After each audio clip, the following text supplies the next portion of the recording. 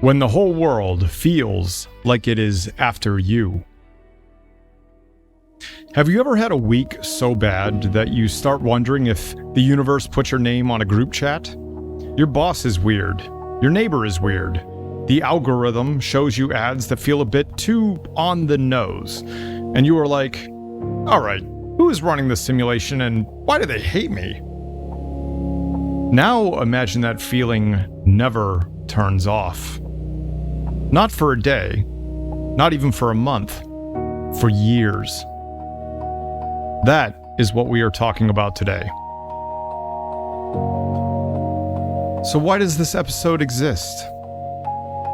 Well, first of all, hey everyone, welcome back to the I4L podcast, uncomfortable wisdom, information, and insight for your life. My name is Daniel Boyd. Today we are talking about that feeling that everyone is out to get you. Not the my boss is being a jerk this week level. I mean the families, churches, coworkers, random strangers, the entire world is part of one big plot level. I am doing this episode for two groups of people. Number one, people who are already living inside that story. Life feels like one long stalker movie. Every beer can, every weird look, every awkward interaction, every drawing is proof that there is a coordinated attack on you. And number two, the second group, people who are not there, but are closer than they think. You've had some rough years. You catch yourself saying, well, of course that happened. That's just what they do. You start noticing how easy it is to blame whole groups. Them, those people, they, everyone. So let's get something straight. I am not here to mock anyone. I am here because once your brain goes all in on the world is after me mindset, it becomes very hard to walk that back by yourself. And just to be clear, I am not your therapist, and this podcast is not your diagnosis. I am a retired veteran and an ex-rehabilitation counselor who has sat with a lot of people whose brains were doing this exact dance. We are going to talk about what might be happening under the hood, what the research actually says about it, and what you can actually do about it. We are going to use the lighthouse frame. Signal what this actually feels like from the inside. Mirror what your brain and nervous system might be doing. Sovereignty, what is in your control. And finally, gritty invitation, the uncomfortable next step if you recognize yourself. Let us start with the signal. Section 1, signal. What it feels like when everyone is, quote, after you, end quote. Imagine waking up and your body is already braced. Heart a little fast, shoulders tense. You have not even checked your phone yet, and your brain is already scanning for the first problem of the day. That is hypervigilance. Psychologists describe hypervigilance as a state of constant, heightened alertness, where you are always watching, always waiting for danger, even when the environment is technically safe. It shows up like this. You walk into work and instantly clock every face, every tone, every whisper. You notice things other people ignore. Empty cans, trash in certain spots, a weird drawing on the wall, a comment that might be about you. You replay conversations at night. Why did they say it that way? Why do they look at me like that? You start interpreting normal mess as evidence. They are trying to set me up. They are all in on it. If you have survived real trauma, this is not random. Trauma can push the brain into a chronic survival state so that the threat detection system is like a smoke alarm that goes off when you make toast. The science on PTSD, or post-traumatic stress syndrome, shows that some people do not just get jumpy. They develop paranoia, or even psychotic-like experiences, especially after severe loss or actual violence. That can look like feeling watched, feeling followed, feeling like there are hidden messages everywhere, feeling like they know where you are and what you are doing. When it gets far enough, clinicians use words like persecutory delusions, which basically means a strong belief that people or groups are trying to harm you even when there is no real solid evidence. An important point here, that belief is not a character flaw. It is not, you are just dramatic. It is a symptom pattern. It is what happens when a brain that is trying to protect you starts over-connecting the dots. Now layer loneliness and isolation on top of that. Recent studies, which I'll list in the podcast text, have shown that long-term loneliness is linked to developing a conspiracy mindset. People who feel alone and shut out are more likely to adopt beliefs that say, the problem is not me, the problem is a hidden group that is doing this to me. On paper, that sounds abstract. In real life, it feels like, I am not struggling because life is hard right now, I am struggling because they are blocking me. I am not alone because relationships are difficult. I am alone because people cannot handle that I see the truth. That story protects your ego in the short term.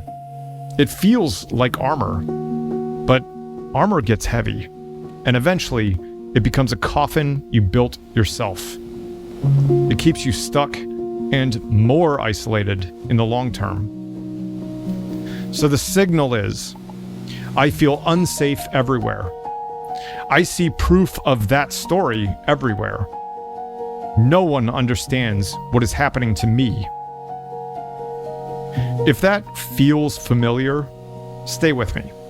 I am not here to rip that feeling away from you. I am here to hold up a mirror. Section 2. The mirror. What your brain might be doing. So let's talk about brains for a minute. Your brain has a threat detection system. Call it your internal security guard. In a healthy state, that guard says things like, there's a car coming, step back. That guy is yelling, maybe cross the street. Ooh, I smell smoke. Let's check the oven. When you have repeated or intense trauma, chronic stress, or a history of being hurt by people, that guard gets promoted to paranoid mall cop. It starts seeing danger in everything. Neuroscience work on PTSD shows that the brain can get stuck in a chronic fight or flight state where neutral faces and environments are tagged as dangerous. Your salience network, or the part of you that decides what's important, starts lighting up for things that would not bother other people. There's even emerging data that people deep in psychotic-like experiences during lonely periods eat significantly less fruit and iron and more fat. Your brain literally starves for the building blocks it needs to reality check itself while you're marinating in paranoia. Not cause, not cure, but another lever your body is begging you to pull. So, a random beer can near your workplace is just trash to most people. To a hypervigilant brain, it is a planted clue, a message that they are framing you. A weird anime drawing tossed near your garden is just vandalism or edgy teenagers. To a hypervigilant brain, it is proof that someone is trying to smear you as a pervert. A coworker asking, "Have you been drinking?" is annoying. But to a hypervigilant brain, it is the opening move in a plot to destroy your job. Once that script gets rolling, the brain does what brains do. It starts writing content. This is where conspiracies and persecution stories come in. Research has found that people who endorse conspiracy beliefs tend to have higher levels of distress, weaker social networks, more difficult childhood experiences, and more symptoms of anxiety or depression. Other studies show that paranoia and conspiracy mentality share a common root in mistrust, especially mistrust of other people. So, if your nervous system is in permanent do not trust anyone mode, your brain starts trying to explain why that is. It rarely says, well, because I am traumatized and my threat system is overactive. Your brain instead says, because there is a group, a cult, an inbred family, a religion, a secret society. Because they are targeting me. They know who I am. That story does something important for your ego. If everything is a plot, you are not failing. You are a victim, or even a hero. I am not lonely because I push people away. I am lonely because people cannot handle my truth. I am not struggling at work because I show up late and snap at people. I am struggling because they are secretly building a case against me. This is not conscious manipulation. You're not doing it on purpose. Most of the time, it is simply a terrified brain trying to make sense of pain. So here's the mirror I want to offer. If you notice that your explanations for life have shifted from my boss is a jerk to my boss, my coworkers, Catholics, my neighbors, whole families, random strangers, and probably the federal government are all in on it together, then your problem might not be evidence. Your problem might be an alarm system that is stuck on everything is meaningful and everything is dangerous. That, again, is not your fault, but it is your responsibility. Which brings us to sovereignty. Section 3, sovereignty. What is actually in your control? Once you see this pattern, the question becomes, okay, so what can I actually do about it? Well, let's start with what does not work. Arguing with strangers online about every detail. Spending hours collecting more proof that everyone is against you. Escalating fights with entire groups or religions that are mostly just flawed humans trying to survive just like you. That stuff feels active. It scratches the itch to do something. It usually makes things worse. The thing that actually helps is boring and, to be brutally honest, not very viral. It looks like building one neutral, grounded human connection where you can reality check your experience. That could be a good therapist. It could be a solid doctor. It could be a support group that actually talks about symptoms instead of feeding each other's new conspiracies. On the clinical side, there is a whole field called cognitive behavioral therapy for psychosis, CBTP for short. It is a therapy approach that helps people who have hallucinations or persecutory beliefs function better by testing thoughts gently and reducing the distress around them. There is also strong evidence that working specifically on worry can reduce persecutory delusions. There's a brutal little study where they took people with full-blown persecutory delusions and taught them, basically, to worry less. Not think positive, just worry less. And the delusions dropped significantly. The brain is that plastic, even when it's convinced the CIA is in the walls. You do not have to remember the acronyms. The point is that professionals are not just out here throwing pills at people. There are structured tools that can help. Turn the volume down on constant threat scanning. Test beliefs gently. For example, is there another explanation? They can help you build coping skills so you are not white-knuckling through every day. And hey, if the word psychosis freaks you out, you don't have to use it. You can just say, hey, my brain is connecting dots in ways that are scaring me. I need help sorting what is real from what is my nervous system. You have sovereignty in some key places. You can choose to talk to someone neutral, not your family, not coworkers, not your friends, someone whose only job is to help untangle your experience. You can choose to track your patterns. If you notice that every time something bad happens, your first explanation is, they are doing this on purpose, that is data. You can start asking, what are 3 other possible explanations? You can choose what you feed your brain. If most of your day is spent watching videos and reading posts that say, everything is corrupt, everyone is out to get you, you are marinating your nervous system in fear. Reducing that input, even a little bit, can help a lot. You can choose to take your body seriously.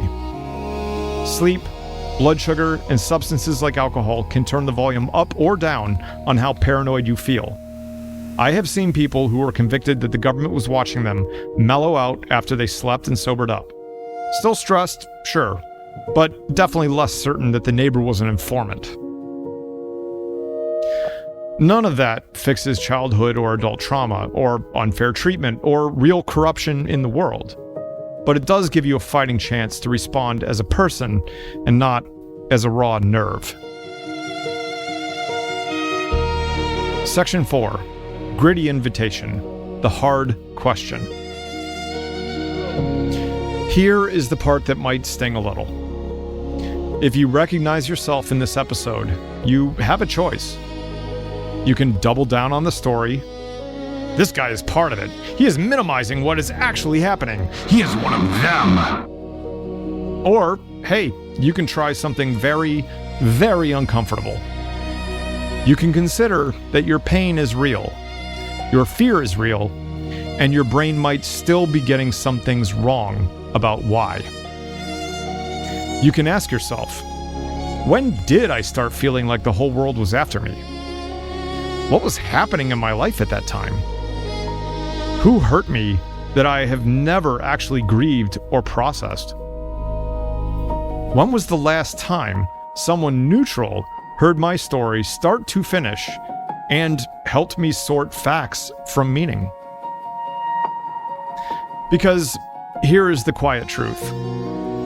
Believing there is a huge plot against you can absolutely feel powerful. You are the main character. You are the one that sees what no one else sees. You are the survivor. Letting go of that story, even a little bit, can feel like losing identity. If it is not a cult, then maybe it's just random humans making mistakes. If it is not a coordinated stalker cult running psyops from Applebee's, maybe it's just a messy life plus a brain that's been on fire so long it forgot what cool feels like. If it's not everyone, maybe it is a few hurtful people, and I do not have to make the whole world pay for what they did. That is a hard downgrade for the ego.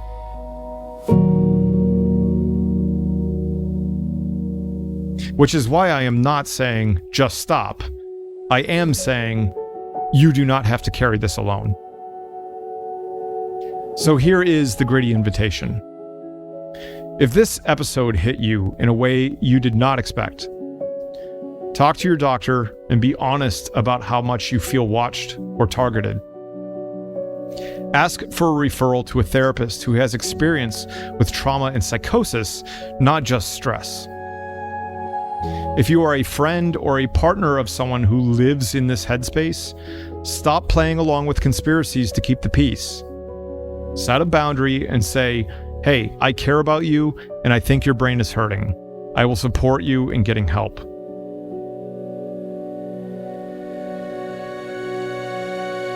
You are not weak if you do this. You are not broken. You are simply a human being whose alarm system has been stuck on maximum for too long. You deserve a life where you can sit in a garden, or walk into work, or open an app and not feel like the entire planet is working against you. The first step is not proving them wrong. The first step is being willing to question whether your brain might be doing its own kind of world building. And if you are thinking, okay, but what if there really is a plot? Hey, that is fine. Good therapists do not automatically tell you you are wrong. They help you gather evidence and cope either way. If it is real, hey, you'll be better equipped. If it is not real, you get your life back. And yeah, some conspiracies turn out true. MK Ultra, Tuskegee, Catholic Church cover-ups. The difference is scale and evidence. When the story becomes every single person who ever slighted me is in the same Discord server, you've left reality and entered pain management. Either way, you win more by getting support than by staying alone with your detective board of red string at 3 a.m. So, if the whole world feels like it is after you, that is your signal. Your mirror is that your nervous system and your past might be editing the movie more than you think. Your sovereignty is in who you let into that editing room.